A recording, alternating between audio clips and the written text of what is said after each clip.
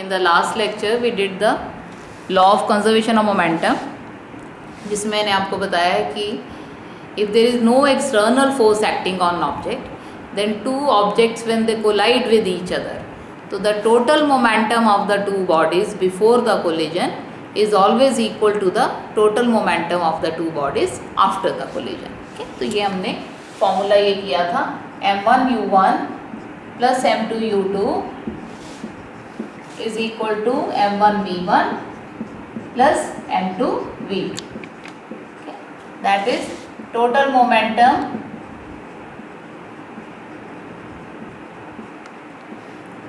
of two bodies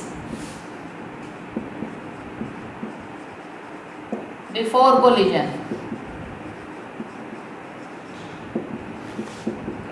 is equal to total momentum of two bodies after the collision.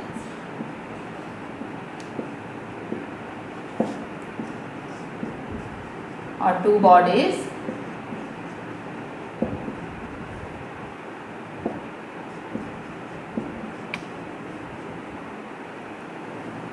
after the collision. Okay. So this law of conservation of momentum. Now we do some more numericals on the law as well as on the other equations that we did in the second law and the first law. Okay, combining all these we will do some numericals now. So let us do the first numerical today.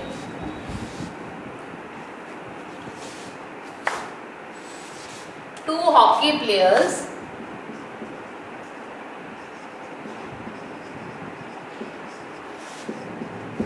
of opposite teams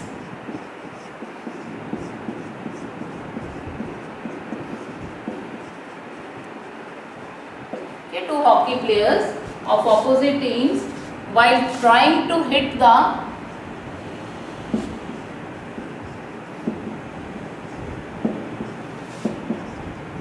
the ball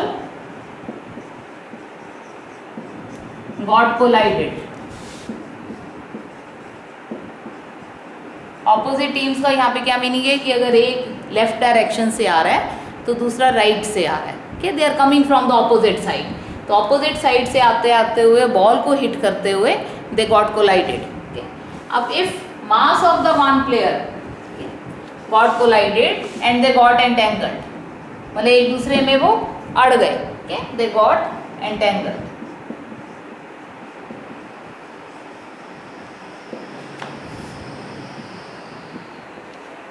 If mass of one player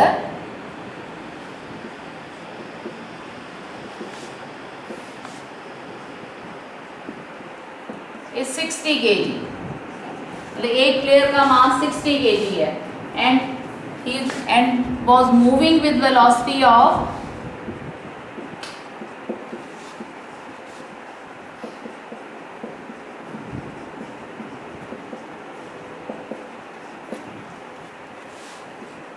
4.5 metre per second. तो this is the velocity. Mass उसका 60 kg है और velocity 4.5 metre per second. And other has the mass of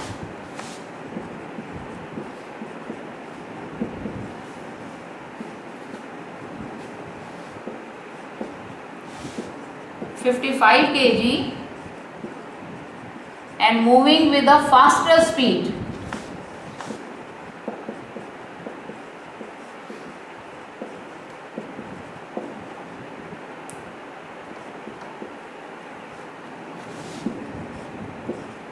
speed of 6 metre per second. कि दूसरे की speed जो है वो पहले से ज़्यादा है और वो 6 मीटर पर सेकेंड की स्पीड से चल रहा है towards the first player.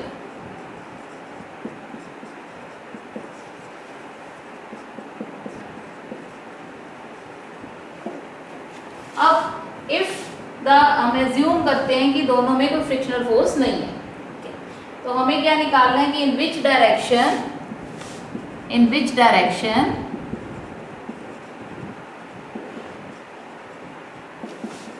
and with which velocity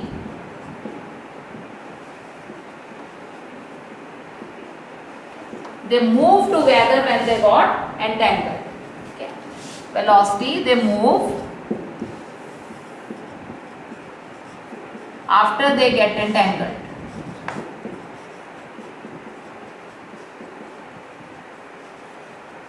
बच्चों क्वेश्चन को दोबारा ध्यान से पढ़ो, ओके। और मोमेंटम में if you will understand the questions, okay, जितना आप क्वेश्चन को अंडरस्टैंड करोगे उतना ही आपको इसको सॉल्व करने में हेल्प होगी, ओके। दो प्लेयर हैं, ओके, इसको इमेजिन करो कि एक सामने से आ रहा है, एक इधर से आ रहा है, इस तरह से दोनों अपोजिट डायरेक्शन से आते आते ये टकरा गए, ओके।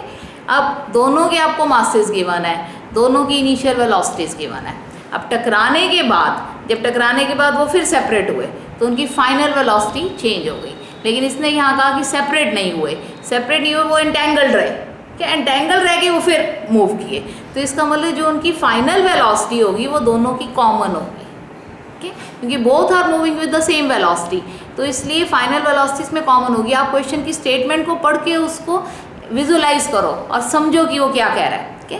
तो दो प्लेयर्स की इनिशियल वेलोसिटीज तो डिफरेंट है, उनके मासेस भी डिफरेंट है, लेकिन जब वो कोलिजन के बाद एंटेंगल हो गए तो उनकी फिर फाइनल वेलोसिटी सेम है, ओके। और वो फाइनल वेलोसिटी हमें कैलकुलेट करनी है, और ये कैलकुलेट करना है कि वो किस डायरेक्शन में मूव किए। सेकेंड प्लेयर अगर इधर से आ रहा है, ओके, तो वो इस डायरेक्शन में मूव किए या फर्स्ट प्लेयर वाली डायरेक्शन में मूव किए, तो this we have to calculate, okay. अब दूसरा चीज़ क्या है कि इसमें जो आपने और ध्यान रखना है, क्योंकि दोनों प्लेयर ऑपोजिट डायरेक्शन से एक दूसरे की तरफ आ रहे हैं, तो इसमें हम एक प्लेयर की वेलोसिटी नेगेटिव लेंगे, ओके, क्योंकि डायरेक्शन इज ऑपोजिट। तो विल कंसिडर वेलोसिटी जो है that is a vector quantity, उसमें magnitude and direction both we consider, okay. So that's why तो हम एक एक करके अब देखो इसमें देखते हैं कि what is given to us. हमें m1 m2 both are given. m1 कितना है 60 kg, m2 55 kg, ओके। देखो आई राइट नाउ कि what is given to us. तो m1 is equal to 60 kg, m2 55 kg। फिर v1 velocity of the 60 kg person, v1 means here it is u1, तो u1 is 4.5 metre per second, और इसकी u1 कितनी है, u2 6 metre per second, तो this is given. अब we have to calculate the velocity with which they move together when they got entangled. तो formula हम उसी तरह से यूज करेंगे। तो अब since they are coming from the opposite side, तो हम इसके साथ यहाँ पर आकर माइनस का साइन लगा देते हैं। इसको मैं दोबारा लिखती हूँ, लेट इट बी। तो u2 is equal to -6 metre per second. Why I put minus, because the players are coming in from the opposite direction. अगर सेम डायरेक्शन में होते तो फिर हम माइनस नहीं लगाते, लेकिन क्योंकि एक प्लेयर की डायरेक्शन टुवर्ड्स राइट है, दूसरे की टुवर्ड्स लेफ्ट है, कि they are coming from opposite, आप ये माइनस यहाँ भी लगा सकते थे, और एनी ऑफ द टू, के एक पे हमने माइनस लगा दिया। अब फॉर्मूला हमारे पास क्या है, m1 u1 plus m2 u2 is equal to m1 v1 plus m2 v2। अब since v1 and v2 are same, v1 v2 दोनों की वेलोसिटी सेम है, तो इसलिए इस साइड पे मैं I can write m1 plus m2 into v, because क्यों किए, क्योंकि v1 is equal to v2, ये हमें गिवन है क्वेश्चन में। तो left hand side same m1 u1 plus m2 u2, this is. अब वैल्यूज पुट करो, m1 60, u1 4.5 plus 55, u2 -6 is equal to 60 plus 55 into v, okay, so that comes out to be 270 आएगा। इसको multiply करोगे 4.5 को 60 से, okay, तो 270। अब plus, अब ये माइनस का साइन है जिसका मतलब minus, okay, plus minus multiplied is minus, तो 6 से मल्टीप्लाई करो तो 330, okay, तो दैट इज इक्वल टू, ये कितना आ गया 511 इंटू v। तो इसको आप देखो, ये माइनस की फिगर है, ये प्लस की फिगर है, तो इसको क्या आ जाएगा -60, okay. 270 is plus, this is minus, बड़ी टर्म माइनस की है तो माइनस का साइन, और इन दोनों को माइनस करोगे तो 60 इज इक्वल टू 115 v।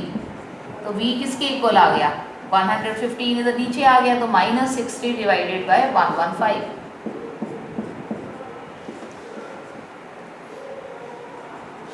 तो -12/23। ओके, तो अप्रॉक्सीमेट देखोगे 24 होता तो 1/2, तो 0.5 आता, -1.5। तो यहाँ इसको ऐसे ही बेशक you can leave it like this, -12/23 metre per second. Okay, अब this is the velocity with which they will move together after they get entangled. Okay, अब माइनस साइन यहाँ पे क्या इंडिकेट कर रहा है? अब क्योंकि माइनस की हमने डायरेक्शन कौन सी ली थी, जिस डायरेक्शन से सेकेंड प्लेयर आ रहा है, ये सेकेंड प्लेयर की डायरेक्शन है, तो इसका मतलब उसने क्वेश्चन में क्या पूछा था, in which direction will they move, तो they will move in the direction in which the second player is coming. Okay, तो they will move in the direction of the second player. तो this is, तो answer क्या आ गया, they move together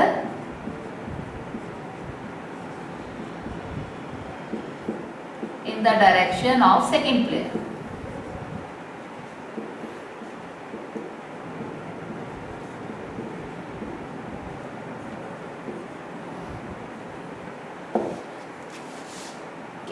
So this is the answer.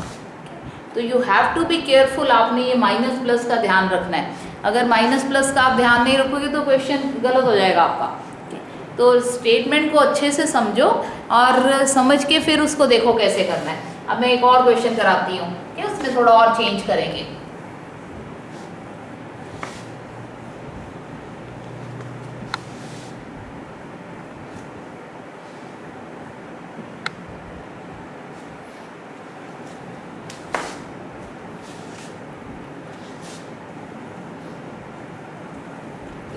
Let us do one more question.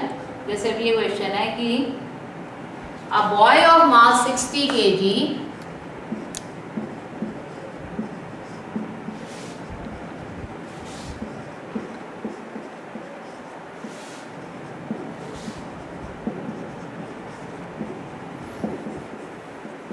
running with a speed of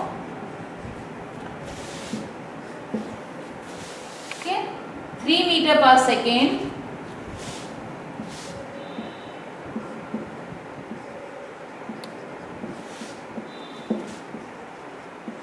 jumps on a trolley of mass 140 kg। एक trolley पे वो चढ़ जाता है जिसका मास कितना है 140 kg।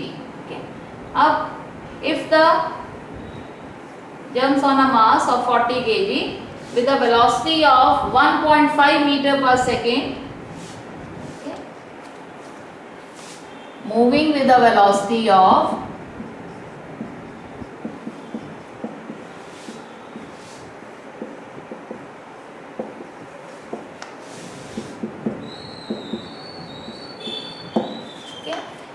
60 kg के मास का लड़का है जिसकी स्पीड जो भाग रहा है 3 मीटर पर सेकेंड की स्पीड से, और उस स्पीड से भागता भागता वो एक ट्रॉली पे चढ़ गया। ट्रॉली का मास 140 kg है और ट्रॉली भी मूविंग है, और ट्रॉली किस स्पीड से मूव कर रही है 1.5 मीटर पर सेकेंड से। अब जब ये उसके ऊपर चढ़ गया, क्या आप इमेजिन करो, देखो ये बॉय है एक, अब ये बॉय भागता भागता ये ट्रॉली है, दिस इज अ ट्रॉली, जैसे अब ये इस पे ये ऐसे चढ़ गया। तो जब बॉय यहाँ आ गया तो अब boy can not come out, तो बॉय और ट्रॉली अब जब ये आपस में अब चल रहे हैं तो दोनों की स्पीड कॉमन हो गई। मैंने पहले भी आपको बताया था इवन बॉय है रीच टू द ट्रॉली, तो अब जिस स्पीड से ट्रॉली चल रही है वही स्पीड बॉय की होगी, तो इसका मतलब फाइनल वेलोसिटी दोनों की सेम हो जाएगी। और क्योंकि boy has come into the trolley तो बॉय और ट्रॉली का मास भी टुगेदर हो जाएगा। जितना बॉय का मास है जितना ट्रॉली का, दोनों का मास मिल गया अब, और मिल के अब वो एक कॉमन स्पीड से चलने लगे। तो इसलिए अब हमें इसमें क्या निकालना है, what is the speed with which they move together, what is the speed या what is the speed of boy after he jumps in the trolley.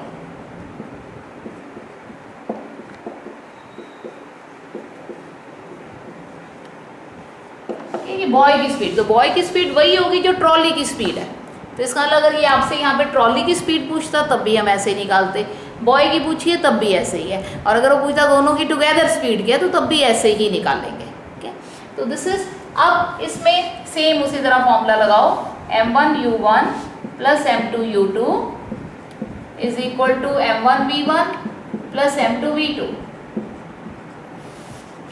अब क्योंकि दोनों दे हैव कंबाइंड, दोनों मिल गए हैं, तो राइट हैंड साइड को हम चेंज करेंगे। तो राइट हैंड साइड में क्या आ जाएगा, दोनों के मासेस टुगेदर हो जाएंगे m1 प्लस m2, और स्पीड जो है कॉमन हो जाएगी इनटू v। अब m1 mass of the boy 60 u3 plus m2 mass 140 u 1.5 is equal to mass 60 plus 140 into v। अब यहाँ मैंने माइनस का साइन नहीं लगाया, क्यों? क्योंकि एक ही स्पीड में दोनों मूव कर रहे हैं, मतलब एक ही डायरेक्शन में, इनकी डायरेक्शन डिफरेंट नहीं है, तो इसलिए क्योंकि they both are moving in the same direction, जिस डायरेक्शन में ट्रॉली जा रही है बॉय भी ऐसी डायरेक्शन में जा रहा है, ट्रॉली भी उधर जा रही है। ओके, सो देयरफॉर बोथ, दोनों की स्पीड पॉजिटिव रहने दी। तो 60 into 3 180 plus 210 is equal to 60 plus 140 200 v। तो ये कितना आ गया, 390 इज इक्वल टू 200 v। तो v किसके इक्वल आ गया, 390 डिवाइडेड बाय 200। तो अप्रॉक्सीमेटली 2, तो 1.9 के करीब आएगा, 1.9 metre per second. Okay, so this is the speed, approximate 2 here, 22s are 40, okay, so 21s are 20, 19, 29s are 180, 10, okay, वहाँ अगर हम बिल्कुल एग्जैक्ट निकालें तो 1.95 metre per second. so this is the answer। तो this is, तो आपने ये चीज़ को समझना है कि स्पीड अगर दोनों की डायरेक्शन सेम है तो फिर हम उनके दोनों के आगे पॉजिटिव लगाएंगे, और अगर एक की डायरेक्शन, दोनों की आपस में डायरेक्शन एक दूसरे के ऑपोजिट है तो फिर आप एक किसी पर्सन के या एक ऑब्जेक्ट की वेलोसिटी को माइनस का साइन दोगे अगर वो ऑपोजिट में आ रहे हैं। Okay, so this was the second question. अब नेक्स्ट क्वेश्चन पे चलते हैं।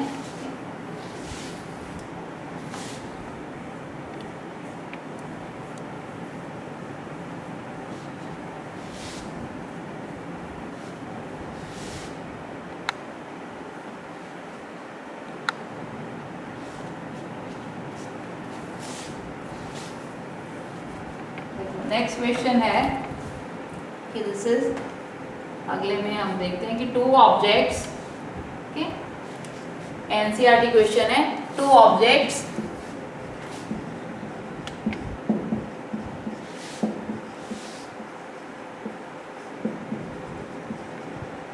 each of mass 1.5 kg are moving in the same straight line।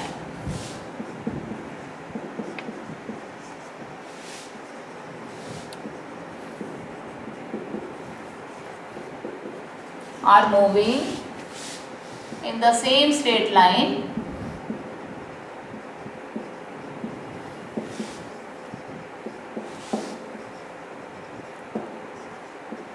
but in the opposite direction।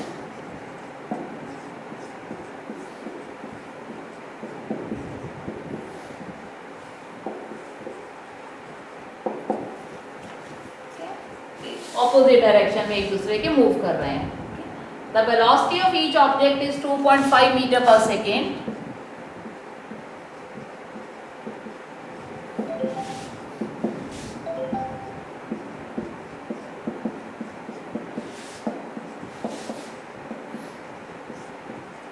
The velocity of each object is 2.5 meter per second before the collision।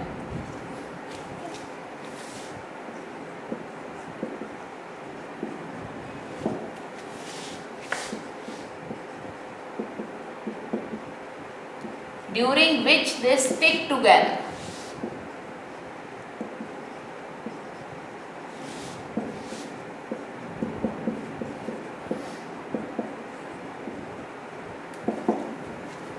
आपस में stick कर गए। What will be the velocity of the combined object after collision?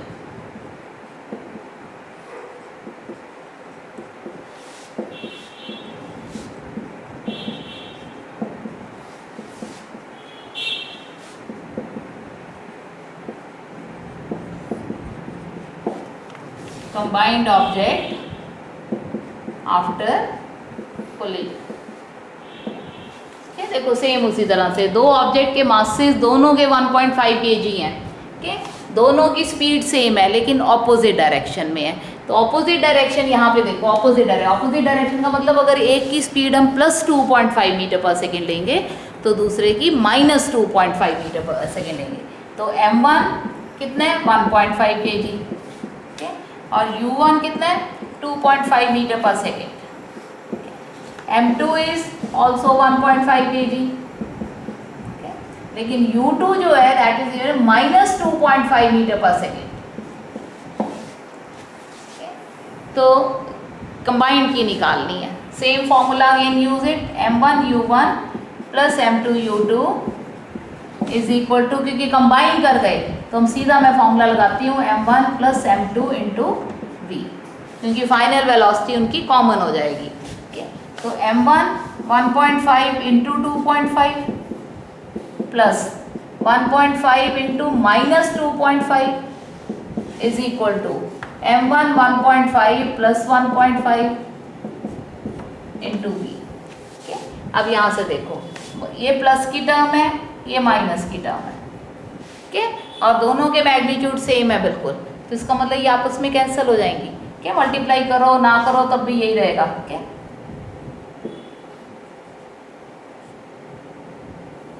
3.75 और ये क्या आ जाएगा minus का 3.75, तो ये इससे कैंसिल हो गया. Is equal to 3v. तो 3v किसके इक्वल हो गया 0 के. तो therefore v is also equal to 0. Okay, तो v इज 0 क्योंकि दोनों ऑपोजिट डायरेक्शन में चल रहे थे. तो इसका मतलब क्या हुआ कि जब वो टकराए और टकरा के वो कंबाइन हो गए तो दे विल स्टॉप. v 0 आ गई. So they will stop, then they will not move together, and v is 0 in this case. Okay, so 3v is equal to 0, therefore v is also equal to 0. Okay, so final velocity becomes 0 when they got entangled or got stick to each other. Okay. अब next चलते हैं. This was a numerical. Okay, अब next देखो. Next numerical में that we do एक question जो है that is in the exemplar का क्वेश्चन है. क्या आई ट्राई टू दैट कि कैसे हम करेंगे. This one is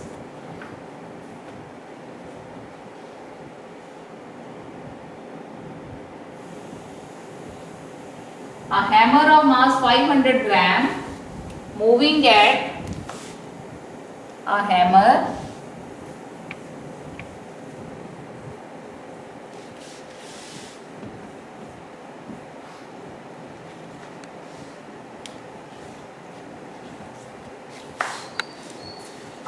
of mass 500 gram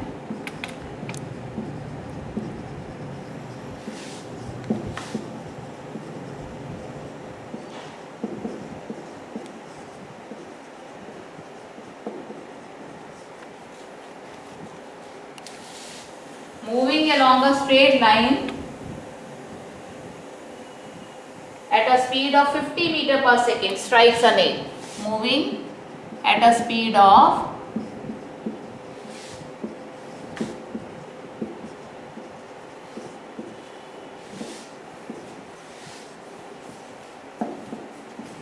'a nail. अब जब ये स्ट्राइक करेगा नेल को, the nail stops the hammer in a very short time of the nail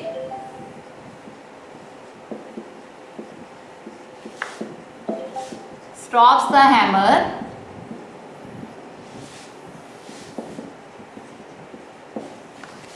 in a very short time of 0.01 second. Okay, time is given. कितने time में nail में hammer रुक जाता है. What is the force of the nail on the hammer? What is the force of the nail on the hammer?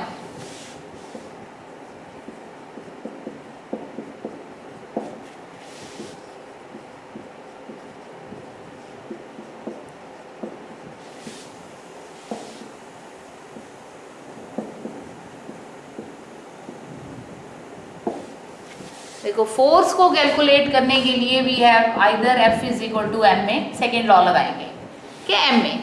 अब ए जो है हमें गिवन नहीं है, क्या एम गिवन है लेकिन ए नहीं गिवन। ए जो है हमें स्पीड्स और टाइम गिवन है, तो ए की प्लेस पे directly we can use the formula F is equal to m into v minus u upon T.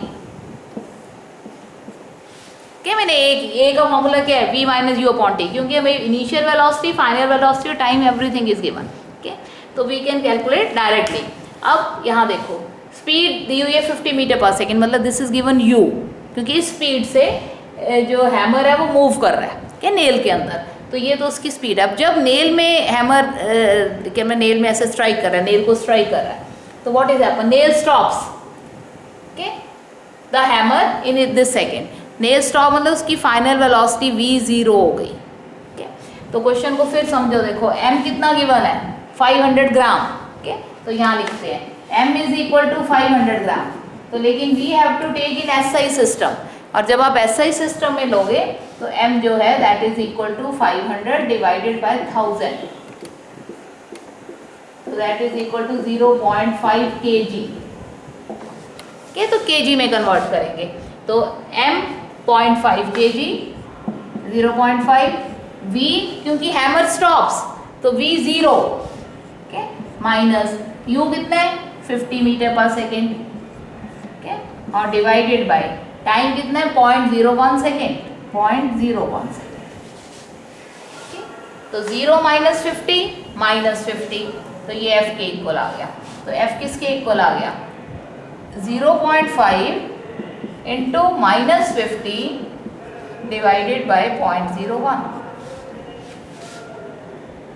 ठीक है, डेसिमल को हटाओगे ये तो नीचे 10 आएगा, ऊपर 100 चला जाएगा। ठीक है, तो 5 into minus 50 into 100 divided by 10। ठीक है, तो कितना आ गया 5 5 और 25 के आगे 2 0। ठीक है, so that is equal to minus 2500 Newton. So this is answer. So this was the question based upon second law of motion.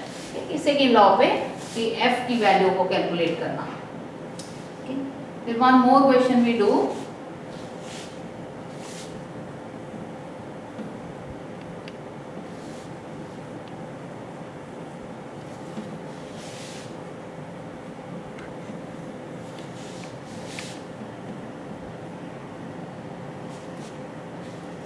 Two persons managed to push a motor car of mass 1200 kg. Two persons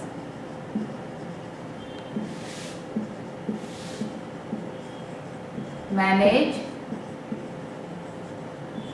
to push a motor car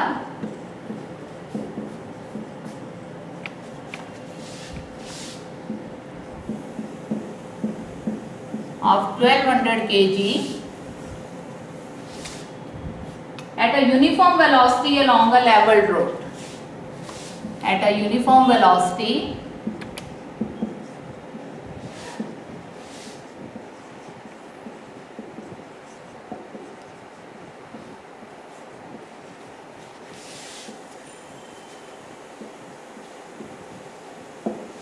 along a level road.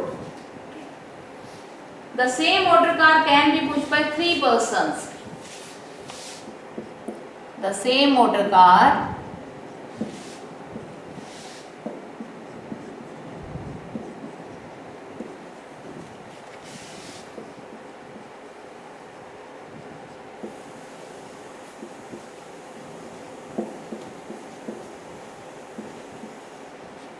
can be pushed by 3 persons to produce an acceleration of 0.2 meter per second square.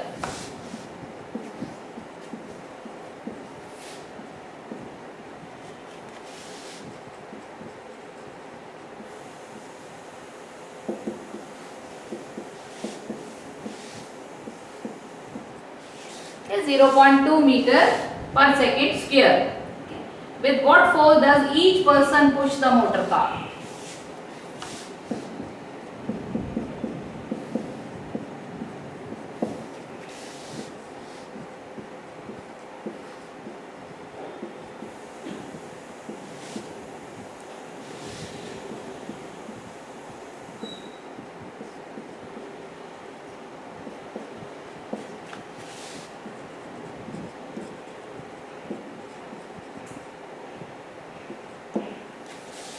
देखो दो persons हैं, 1200 kg का मास है और एक uniform velocity produce कर रहे हैं।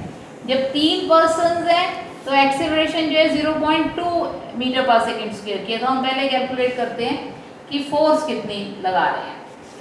तो देखो 1200 kg का मास है, तो F जो है that is equal to mv। M हमें गिवन है, M कितनी गिवन है 1200 kg की, और एक्सीलरेशन कितनी है, जब 3 पर्सन उसको पुश कर रहे हैं तो दे आर प्रोड्यूसिंग 0.2 मीटर 2/10, तो दैट इक्वल्स टू 240 न्यूटन। अब इसमें हम एज्यूम करके चलते हैं कि तीनों पर्सन जो हैं they are this putting equal force. Okay, जब तीनों मिलके उसको पुश कर रहे हैं तो वो इक्वल फोर्स पुश कर रहे हैं। तो जब इक्वल फोर्स पुश कर रहे हैं तो 3 मिलके 240 न्यूटन की लगा रहे हैं, तो ईच पर्सन कितनी लगाएगा। okay? तो ईच पर्सन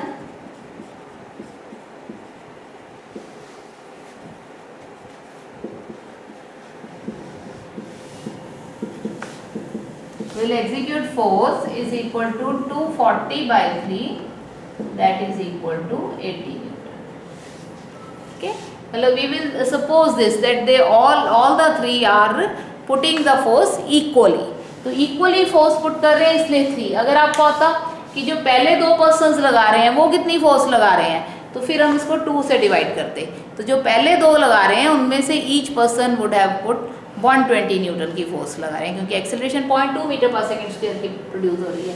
मतलब 3 अगर 0.2 तो हम एज्यूम करते हैं कि 2 से भी यही प्रोड्यूस हो रही है। ठीक है, तो फिर अगर सिर्फ 2 लगा रहे हैं तो ईच पर्सन 120 की लगा रहा है, 3 लगा रहे हैं तो ईच पर्सन 80 न्यूटन की लगा रहा है, लेकिन assuming that all the persons are putting equal forces. Okay, सब के सब एक ही फोर्स मतलब इक्वल अमाउंट में फोर्स लगा रहे हैं, so that's why this is the reason. One last question we do. Okay. One last question today's. Okay.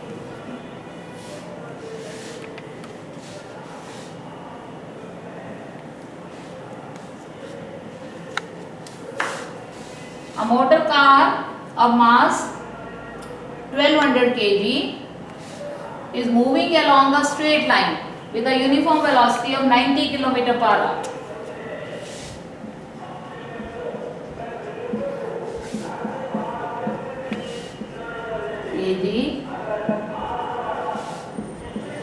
Is moving along a straight road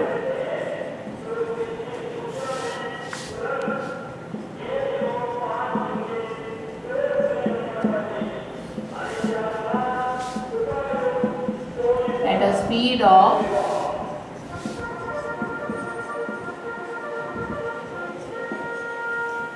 90 km per hour. In 4 seconds,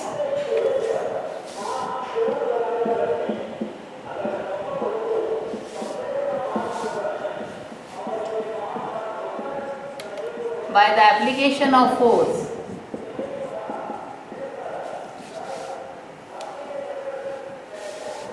car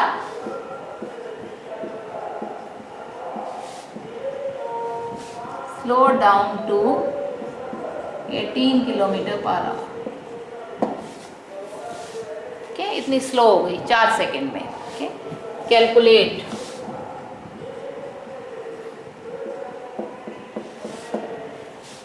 initial momentum,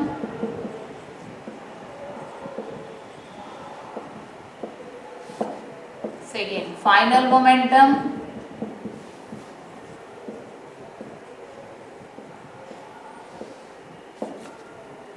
change in momentum,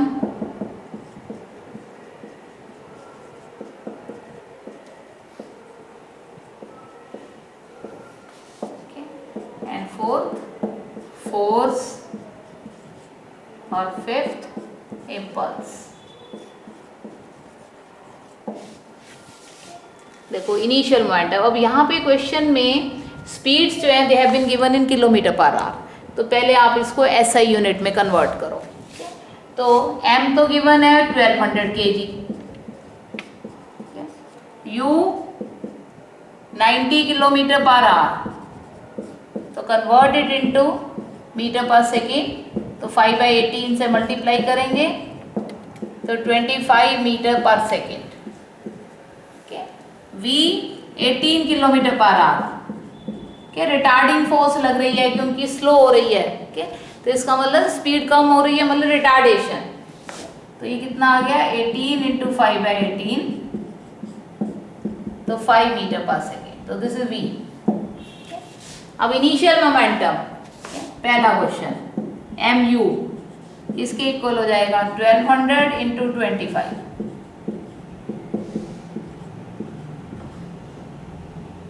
25 0 50 5 30,000 mass into velocity, मतलब unit क्या हो जाएगा kilogram metre per second.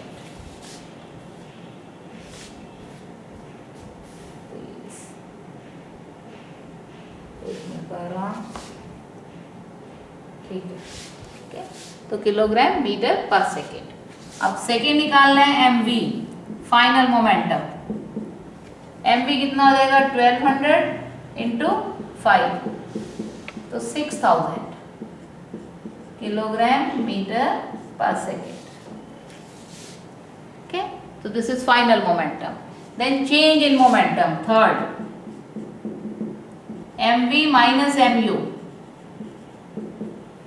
तो कितना आएगा 6000 minus 30,000, तो that is equal to minus 24,000 kilogram metre per second. Okay, तो change in momentum will be in minus, तो minus 24,000 kilogram metre per second. फिर उसके बाद पूछा उसने फोर्स के फोर्थ पॉइंट। अब फोर्स जो है that is equal to m इंटू v minus u upon t, यानी कि mv minus mu। mv minus mu मतलब चेंज इन मोमेंटम। ओके, तो चेंज इन मोमेंटम हमारा कितना आया माइनस 24,000, तो minus 24,000 divided by time, time कितना था 4 सेकेंड,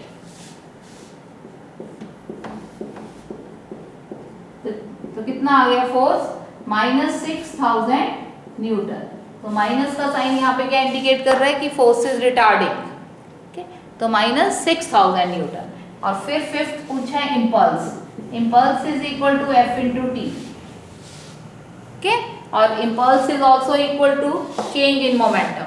ठीक है, यहाँ से देखो F T is equal to mv minus mu, तो impulse is equal to change in momentum.